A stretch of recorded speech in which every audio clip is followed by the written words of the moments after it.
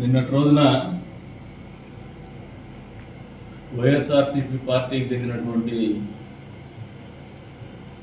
శ్రేణులు, దాని అధినేత జగన్మోహన్ రెడ్డి అండ్ కంపెనీ నల్ల బ్యాడ్జీలు ధరించి పేదవర్గంలో వస్తూ ఉన్నారు. బ్లాక్ డే అంట. సిగ్గుపడాల జగన్మోహన్ రెడ్డి మాట మాట్లాడి. మిథున్ రెడ్డి అరెస్టే కాదు, మద్యం కుంభకోణం అనేది అధికారం మారిన తర్వాత కాదు. జగన్మోహన్ రెడ్డి గారు అధికారం మార్పిడి జరగకముందే, మీరు అధికారంలో ఉన్నప్పుడే పురంధరేశ్వరి గారు పదే పదే ప్రధానమంత్రికి కూడా ఈ రాష్ట్రంలో అక్రమ మద్యం వ్యాపారం జరుగుతోంది, ఒక కుంభకోణం జరుగుతోంది అని కంప్లైంట్ చేసినటువంటి పరిస్థితులు ప్రజలు మర్చిపోలే. అంతే స్థాయిలో అప్పట్లో ప్రతిపక్ష నాయకుడిగా ఉన్నటువంటి ఇప్పటి ముఖ్యమంత్రి చంద్రబాబు నాయుడు గారు కూడా అసలు క్యాష్ ట్రాన్సాక్షన్స్లో వ్యవహారం జరుగుతోంది, ఈ క్యాష్ ఎక్కడికి పోతోంది రోజు కూడా గన్నీ బ్యాగ్స్లో అని చెప్పేసి పలుమార్లు పలు వేదికల మీద ప్రశ్నించడం కూడా జరిగింది. ఆ రోజుల్లో మీ అధికారాన్ని అడ్డం పెట్టుకొని దాని మీద విచారణ జరగకుండా చేసుకోగలిగినారు. ప్రభుత్వం మారినాక మీరు చేసినటువంటి కుంభకోణం వెలుగులోకి వస్తూనే మిన్నకుండున్నారు. ఎప్పుడైతే మూలాలు కదిలేటువంటి పరిస్థితి వచ్చి మిథున్ రెడ్డి అరెస్ట్కి వచ్చేసరికి ఉలికిపాటుకు గురవుతున్నారు, తత్తరపాటుకు గురవుతున్నారు. ఇక మిథున్ రెడ్డి గురించి చెప్పాలంటే, ఈ మద్యం కుంభకోణం జరగడానికి సూత్రధారి మిథున్ రెడ్డి, మూల విరాట్ జగన్మోహన్ రెడ్డి.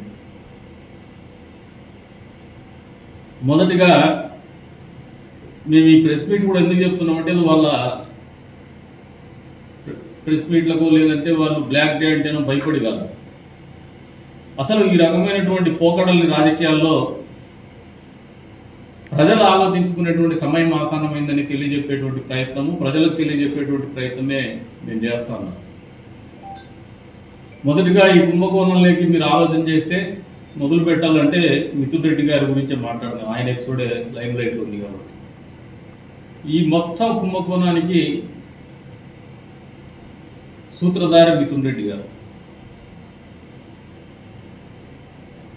సత్యప్రసాద్ అనే ఒక గ్రూప్ 1 ఆఫీసర్ని పిలిపించుకొని,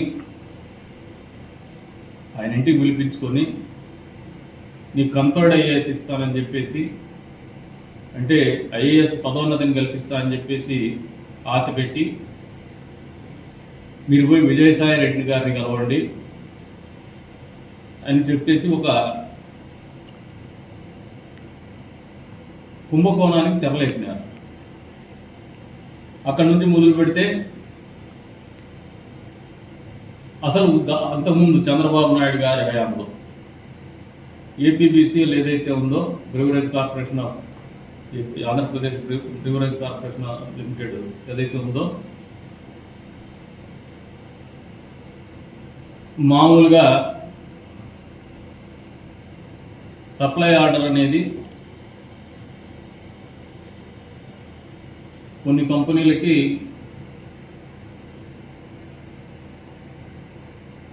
టెక్నాలజీని ఉపయోగించుకొని కంప్యూటరైజేషన్లో ఇచ్చేది, ఆటోమేటెడ్ సిస్టంలో. వీళ్ళు సూత్రం మొత్తం అంతా ఒక కుంభకోణం చేయాలా, డబ్బుని లూట్ చేయాలా, దాదాపు నెలకు 50 నుంచి 60 కోట్ల రూపాయల డబ్బుని దోచుకోవాలా ముడుపుల రూపేనా అని చెప్పేసి ఆలోచన చేసిన తర్వాత దీని రూపకల్పన మొదటిగా సత్యప్రసాద్ గారిని ముగ్గులేకి దింపడం జరిగింది. విజయసాయి రెడ్డి గారు దానికి పూర్తి స్థాయిలో బ్లాటింగ్ చేయడం జరిగింది వీళ్ళందరూ కలిసి. దీంట్లో సబ్సిక్వెంట్గా సజ్జల శ్రీధర్ రెడ్డి గారు కావచ్చు, రాజశేఖర్ రెడ్డి కావచ్చు, చాలామంది అక్యూజ్డ్ వస్తున్నారు. కానీ మొదలైంది మిథున్ రెడ్డి ఇంట్లో. అక్కడ మొదలు పెడితే అప్పటిదాకా ఏదైతే ఆటోమేషన్ సిస్టంలో ఉన్నటువంటి ఆర్డర్ ఆఫ్ సప్లైని మాన్యువల్కి తీసుకొచ్చి డిస్క్రిషనరీ కింద పెట్టి ఏదైతే రెప్యూటెడ్ కంపెనీస్ ఉంటాయి, మ్యాక్డోవల్ నెంబర్ 1 కావచ్చు, బ్యాక్ పైపర్ కావచ్చు, ఇటువంటి కంపెనీలన్నింటినీ కూడా పక్కకు పెట్టి వీళ్ళకి ఎవరైతే ముడుపులు చెల్లిస్తారో ఆ కంపెనీలకు ఆర్డర్ కూడా మొదలు పెడతారు.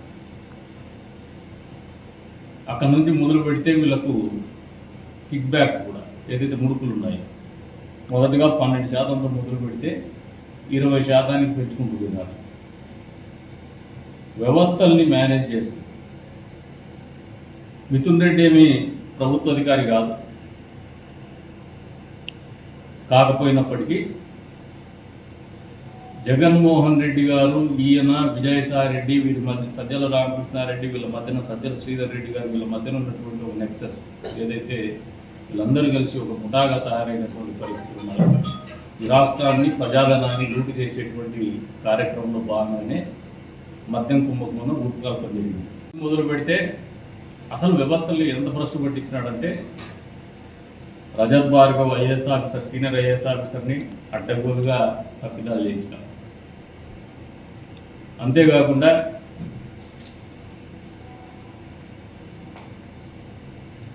మిథున్ రెడ్డి గారు మనీ లాండరింగ్, మనీ రూటింగ్ వివిధ షెల్ కంపెనీల ద్వారా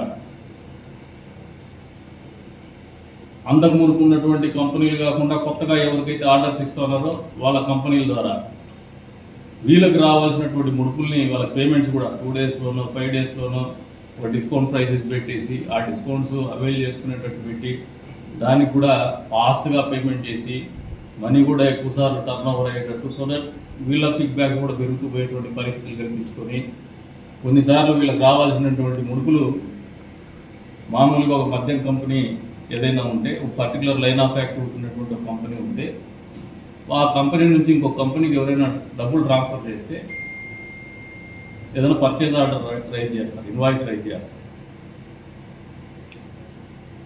కానీ దానికి సంబంధితమైనటువంటి కంపెనీనే ఉండాలి. అట్లా కాకుండా బులియన్ అకౌంట్స్ అంటే బంగారు వ్యాపారం చేసే అకౌంట్, పిఎల్ఆర్ ప్రాజెక్ట్స్కి డీకాట్ కంపెనీ నుంచి మనీ రూటింగ్ జరుగుతూ వస్తుంది. స్పై అనే ఒక కంపెనీ సజ్జల శ్రీధర్ రెడ్డికి చెందినటువంటి కంపెనీ. అసలు సజ్జల శ్రీధర్ రెడ్డి పరిస్థితి చూస్తే అప్పటికే ఫైనాన్షియల్గా స్ట్రెస్లో ఉన్నాడు. 2019 ఆర్థికమైనటువంటి ఇబ్బందులు ఉన్నాడు.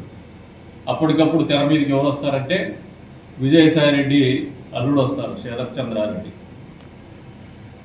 ఢిల్లీ లిక్కర్ స్కామ్లో 1 ఆఫ్ ద అక్యూజ్డ్. తర్వాత అప్రూవర్గా మారినటువంటి పరిస్థితి. అప్రూవర్ అంటే nothing but confessing that is guilty.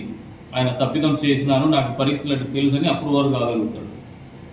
క్షమాపణ కోరుతూ నేను సహకరిస్తాను, నాకు తెలిసినటువంటి తప్పుని నేను పంచుకుంటా అని చెప్పేసి ప్రభుత్వ సాక్ష్యంగా మారి అప్రూవర్ అవుతాడు. అటువంటి వ్యక్తి 100 కోట్ల రుణం ఇస్తాడు స్పై కంపెనీకి. అక్కడ నుంచి మళ్ళీ సజ్జల శ్రీధర్ రెడ్డి మిగతా కంపెనీలతో వాళ్ళతో అంతా ఎవరైతే ముడుపులు చెల్లిస్తారో వీళ్ళందరినీ పిలిపించేసి, లేదంటే ఎవరైతే డిస్టిలరీస్ ఉన్నాయో వాళ్ళందరినీ పిలిపించి పార్క్ హయాత్ హోటల్ హైదరాబాద్లో మీటింగ్ పెడతారు. వాళ్ళని బెదరగొడతారు, డబ్బులు ఇచ్చే వాళ్ళు మాత్రమే ఉంటారు, లేకపోతే మీరు ఆర్డర్స్ రావు మీకు అని చెప్పేసి. అక్కడ నుంచి మొదలు పెడితే ఈ 5 కోట్ల రూపాయలు ఏదైతే పిఎల్ఆర్ ప్రాజెక్ట్స్కి డైవర్ట్ అవుతుందో, ఫండ్స్ ట్రాన్స్ఫర్ అవుతాయో డీకాట్ కంపెనీ నుంచి మళ్ళీ 2.5-3 సంవత్సరాల తర్వాత ఎంట్రీ రిటర్న్ చేస్తారు. ఈ ఎంట్రీ రిటర్న్ అనేది తమాషగా చెప్తాను, ఎవరు సజ్జల రామకృష్ణ అడిగిన ఈయనే మేధావి అన్నట్టు. అంటే వీళ్ళకు ఉన్నటువంటి తెలివితేటలు ఏమంటే మాకు తెలిసినటువంటి బ్యాంక్ ట్రాన్సాక్షన్స్ కానీ, బ్యాంకింగ్ సిస్టమ్ కానీ, లేదంటే ఇన్కమ్ ట్యాక్స్ మీద ఉన్నటువంటి పట్టు కానీ సామాన్యమైన ప్రజలకు అర్థం కాదు. పాపం సర్టన్ టైమ్స్ ట్రాన్సాక్షన్ అవసరాలకు తీసేసుకుంటాడు, మా కిక్ బ్యాక్స్ తీసేసుకుంటాడు ఎమర్జెన్సీ ఉంటే.